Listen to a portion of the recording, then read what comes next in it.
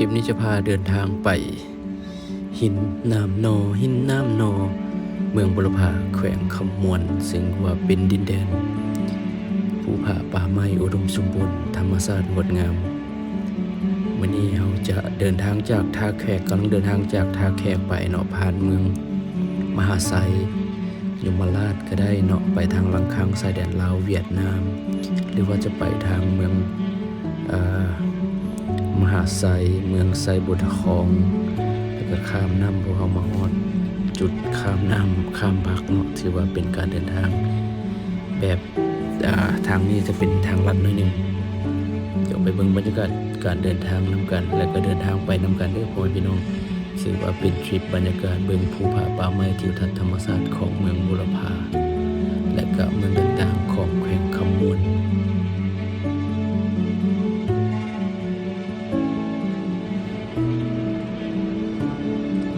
อันนี้น้ำอย่างก็บาน้ำเสียอย่างเสียแปดน้ำเสียแปดเมืองบุรพาเนาะเมืองเสียงบาง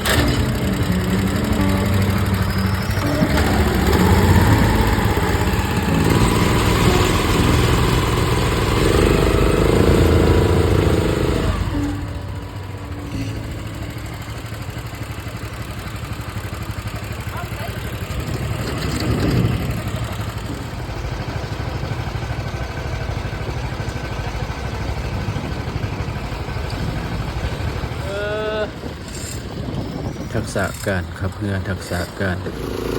ประคับประคองเรือข้ามแบบนี้บ่ธรรมดาเลยผู้บ่าวสำน้อยการข้ามเรือจากท่าเซเว่นไปเมือง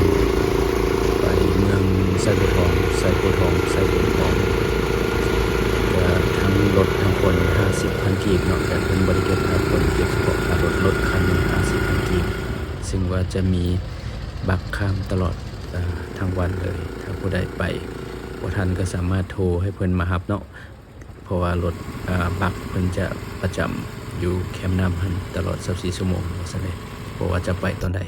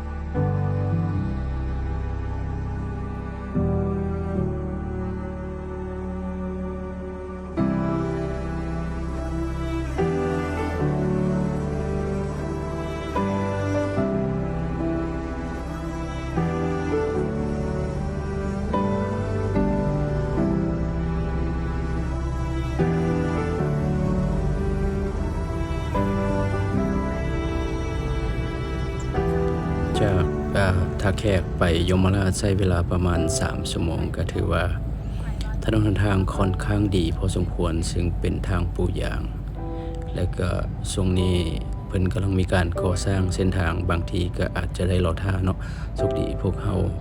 มาช่วงเขาเจ้าพักผ่อนก็บ่ได้รอท่ามาฮอดจุดหมายปลายทางเมืองบุรพาเป็นที่เรียบร้อยแล้วบรรยากาศตอนนี้มันเป็นฤดูร้อนเนาะคันว่าเป็นฤดูฝนคือสีเขียวงามอุทุมเนี่ยเมืองบุรพายินดีต้อนรับสู่เมืองบุรพาจากนั้นจะพาไปเบิ่งบรรยากาศหลังจากเช็คอินเรียบร้อยแล้วก็จะพาไปเบิ่งบรรยากาศในตัวเมืองไปซองในอยู่แนวกิน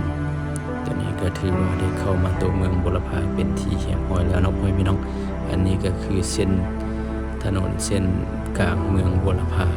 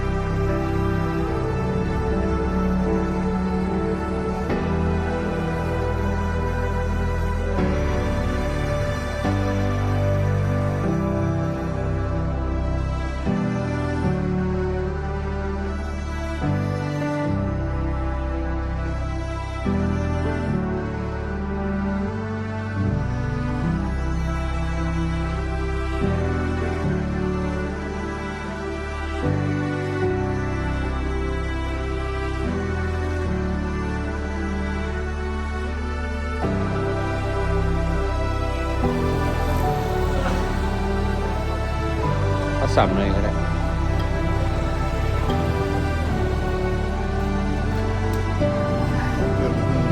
ซอย ว้า